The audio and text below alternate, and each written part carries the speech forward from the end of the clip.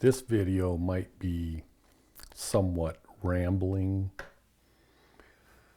but the concept of it that's been bouncing back and forth in my mind is the concept between good and evil, God and Satan. I don't have to go any further. You understand what I'm talking about. So typically, when I get on these subjects, what happens is I initially assume that I get one of these aha moments, vision, an enlightening moment of, revelation type thing.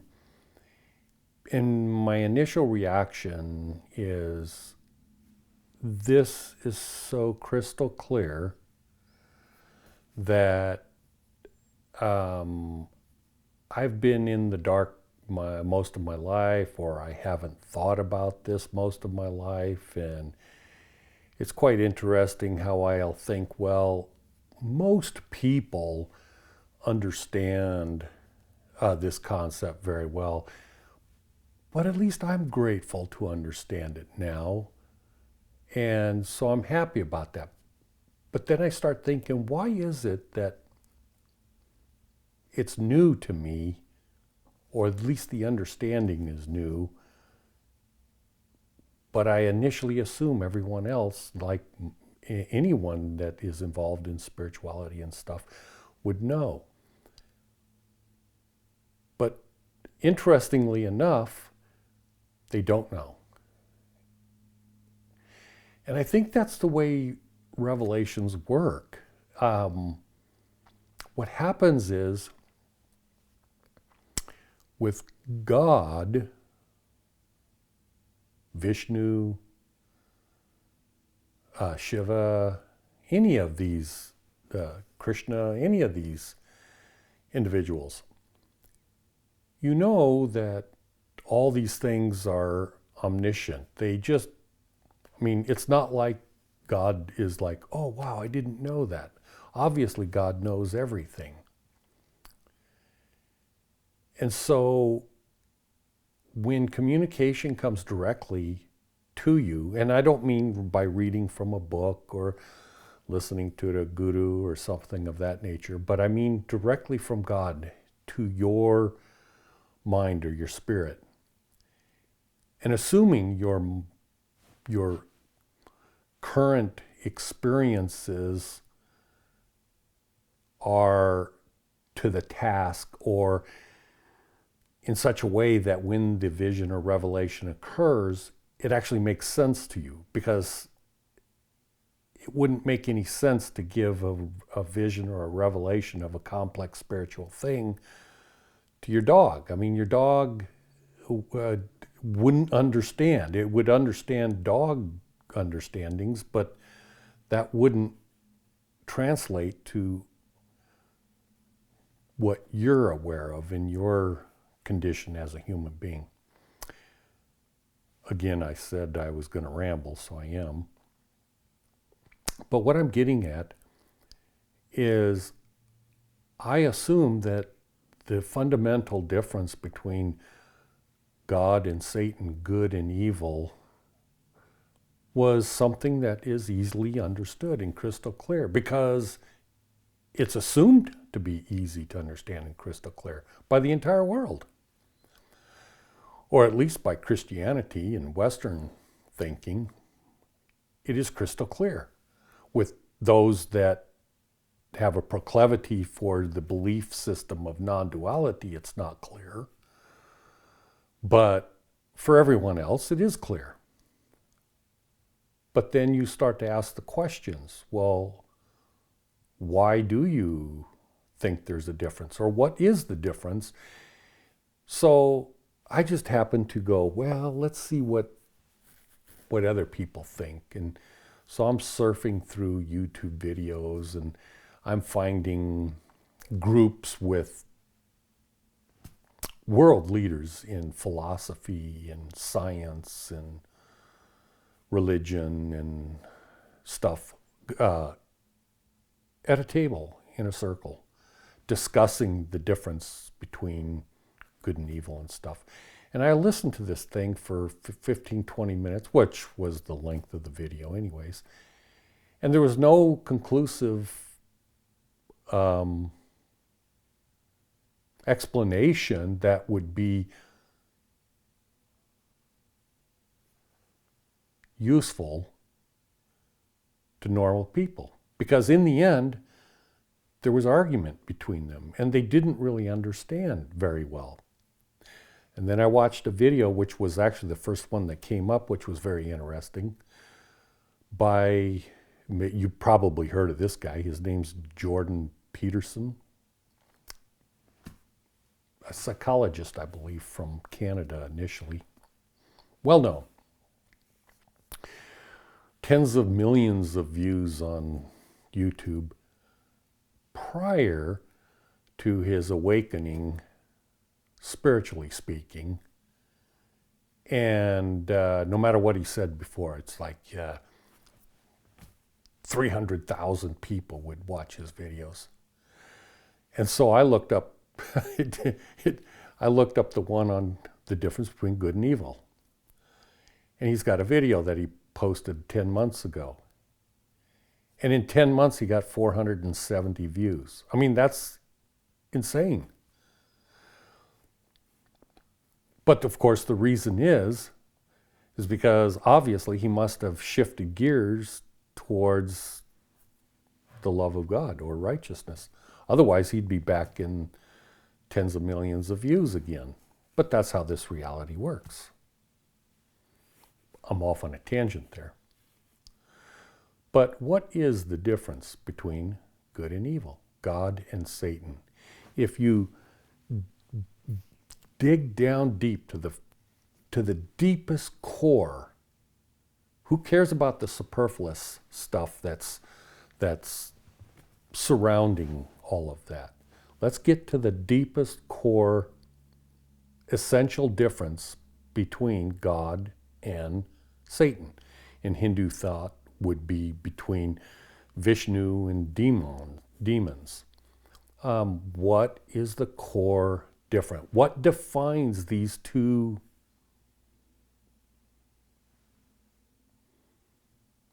essences differently? And it comes down to control. Control. It comes down to control. The righteous, God, Vishnu,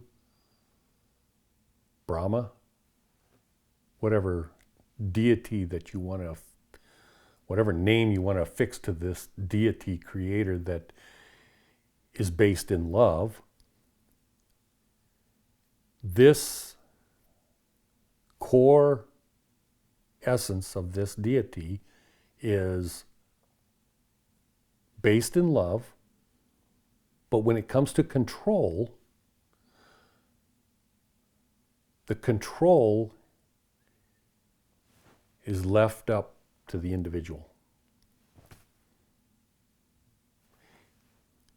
Now, it could very well be that Vishnu would say, hey, I want to have a modicum of control, or I want a lot of control to those that follow me. And what control do I want? I want them to love me. Nothing more. I just want them to love me and treat me with respect. That's what Vishnu would say. But is that really control? Or is it instead non-control? The foundation of love, the principal foundation of love is that control comes by way of respect. If Vishnu were to say, I would like you to be this way or do that, but there's no forcing, there's no control issue with forcing or commanding or giving a law, then the control issue is only in you control yourself. You control your spirit. Your love is controlled by you as to how you apply it to others. Whereas evil, the issue about control, is controlling others to get what you want. Now, there's the story, and I do mean story because I'm not going to agree that it reflects a real situation, but in Christianity, the Garden of Eden is a story that depicts some sort of philosophy that is being taught. Now, in this Garden of Eden, it is said, well, God said, well, you can eat of everything, do whatever you want to do, but don't eat of the fruit of this tree, for in the day that ye eat, ye shall surely die. The control there isn't coming from God. God's not saying, in the day that you eat, I will kill you. No, it comes in the form of a warning. What it does is it comes in the form of, hey, I did all of this for you, but to give you the ability to choose between right and wrong, good and evil, I have to make a choice available to you. And that choice is this. But if you eat of this, if you do this, you will die. It's not like I'm going to kill you, or I'm going to force you, or I'm going to do this, or I'm going to do that. It's just a warning. That's like saying, well, everywhere around here that I built this house for you that's 10 stories tall, you can do anything you want. But if you go up to the roof and step over the edge, in that day you shall surely die, because you're going to hit the ground.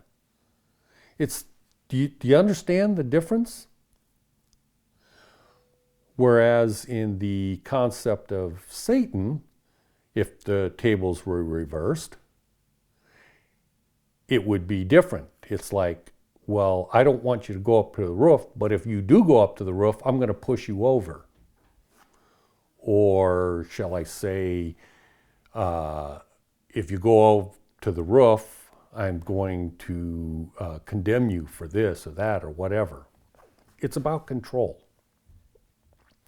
So that's the root difference between good and evil in how control. So you control yourself. You control how you react. And with evil or Satan, the control is exterior from yourself. And so that is the root difference. It's all about control. And that is a very simple thing to understand. And yet, philosophers, religionists, etc., just absolutely miss that entire point. As an offshoot of that, I've covered the concept of non-duality many times. And so I'll cover that one more time because it partly applies here also. And that is, with non-duality, it removes the concept of control entirely off the plate, which is a deceptive thing or a deceptive teaching, because non-duality isn't real. It is a fake deceptive teaching, which is evil. Again, it is a satanic or evil or teaching from Vishnu, not Vishnu, I mean Shiva or demons. It is an evil teaching that promotes the concept that there are no consequences. That it's like, well, in the day that ye eat, ye shall surely die. Well, according to, if you were to apply non-duality to the concept, it's like, and in the day you eat, there's no consequences. Who cares? It removes the issue of personal control. The concept is a very deep deception, non-duality is. It generally applies, or let's say it is generally appealing to lazy people, because there's nothing to do. I mean, you listen to the non-duality people, and they'll always say, well, there's nothing to do. You don't have to do this. You don't have to do that. You're already this. You're already that. Doesn't that sound like a couch potato sitting there with the remote control while you're feeding your face and food is dribbling down all over yourself like a pig, and you're just sitting there just watching videos and doing nothing, no exercising, doing nothing. There's no consequences. That's the epitome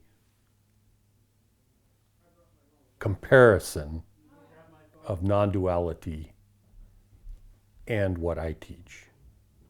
Non-duality is very appealing for lazy people because it takes away all the personal responsibilities that are incumbent upon any individual that has chosen to exist.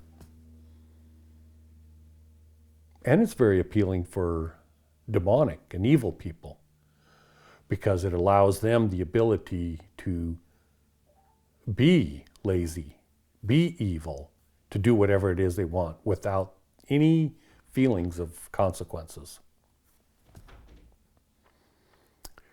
And then lastly, well, is there a lastly? As I've said before, there's never a lastly. Anyways, I appreciate you watching this. This is Sunday evening. Oh, one last thing. I might post some videos eventually of, a drone flying around. I bought a drone, and I know this isn't spiritual stuff, but I just find all things interesting.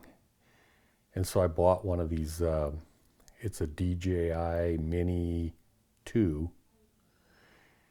And I took it out for the first time yesterday to fly it. And honestly, I think a 5-year-old could have figured it out and started flying it real quickly, but it took me 45 minutes to figure out all the stuff.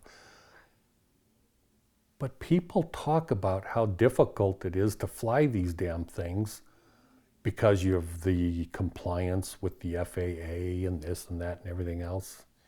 And I'm telling you, it's super simple. Just follow the rules. I went online and applied. There's a thing called TRUST, T-R-U-S-T. That's the acronym for, anyways, you study, take the test. I have the certificate. I'm not doing it for profit, so I don't need the FAA 107 registration. I can fly any drone I want, all the way up to 50 pounds. I can do anything that anybody else can do.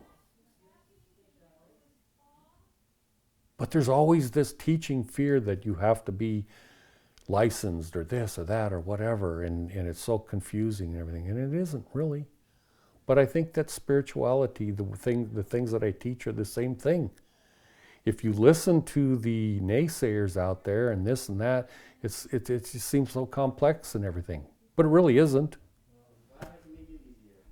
I mean, don't you think that the creator of all things, God, the knower of all things, don't you think it's possible that this God, if you love this God, can put things in your mind through visions, revelations, etc., etc.? Don't you think it's possible that this God can make things clear to you? Or would your thinking go along the lines of, no, God can't do that because my brain is incapable. I'm just a human. I can't understand that. So what you're essentially saying is God's incapable of helping you to understand. God is incapable of helping a human understand godly things. God is incapable of doing that.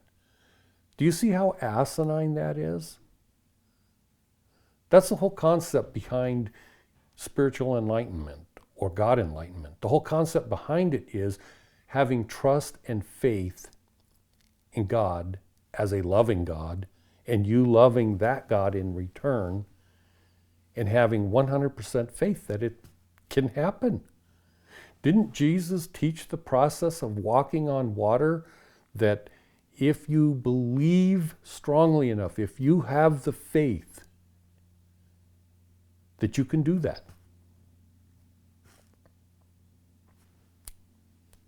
That's what he taught. And yet, people don't trust. People don't believe. But it's true.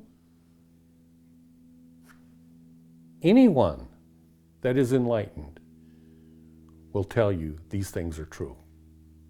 But prior to that, they'll think it's just crazy, impossible, can't happen. And yet it can. So, yeah, the last thing I wanted to cover was the concept of enmity. Enmity. Anyways, that's the issue that is placed between good and evil. And I personally, I don't know if because what happens after enlightenment, I honestly don't know, to be honest with you. Maybe I'm just unique. I don't know what the deal is. But I have no enmity for demonic people. And believe me, I have demonic people contact me on these YouTube videos, and they're trying to get a rise out of me and say, you're a piece of shit, and you're going to burn in hell, and blah, blah, blah, blah, blah, blah, blah, blah, blah. But I don't care what they think. I don't care how they try to threaten me. It doesn't cause me to hate them. I love them. I feel sorry for them. But if I were to attack them by calling them out on their ignorance, then how is that going to help them? If there is even a small fraction of a possibility that in another lifetime or in this lifetime that they might awaken to the truth of what, like I'm trying to express or teach, if they could wake up,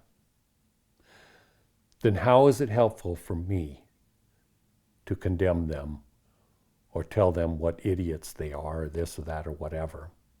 Although I do say that occasionally. It isn't helpful at all. And so me, personally, I have no enmity, but that is a true concept. And that's why we have wars in the world. And that's why we have this constant friction between good and evil. Because evil doesn't necessarily manifest as this easily identifiable thing. It doesn't manifest that way. It manifests as an issue of control. trying to control. So because it can come out as a very passive nanny type issue where, oh, I just want to help you. I want to control your actions. I want to lock you away here for your own safety and everything. Do you see how it can come across as being very benevolent and nice and kind and blah, blah, blah, blah, blah, blah, blah. But in reality, it isn't, because the control is going towards someone else and away from, to benefit the individual, because they really don't give a damn about you, really. Because if they did, they would try to help you by explaining and enlightening and stuff like that, and allow you the free will to choose, to exercise your own personal free will to choose. But if your free will to choose is going to cause harm or whatever to me, then yeah, it's time to sever that relationship or try to inhibit in some way the damage that might come back on yourself. But there's this inherent enmity between good and evil from both sides. You see this in all religions. They hate like this fierce hatred. Same thing happens on the opposite side. This fierce hatred from evil towards good. I mean, the epitome example is hanging Jesus on a cross. What the heck did he do to deserve to be hung on a cross and have nails driven through his hands? It's just this enmity that divides the two. It's like the forbidden fruit in the Garden of Eden. There's this enmity, giving the opportunity to choose, but there are consequences for your choices. I might flesh that out in following videos a little better to help you understand. I don't know if it's coming across clear, but I assure you up here in my mind or my spirit or the essence that's within me, it's so damn crystal clear and easy to understand. It's like unbelievable. But it's probably difficult to express. I don't know. You let me know. But like I said, I'll probably flesh it out, and it's something that's in working process and progress, and I'll follow up on other videos. Thank you for watching. I love you, and I hope you have a good week. Bye.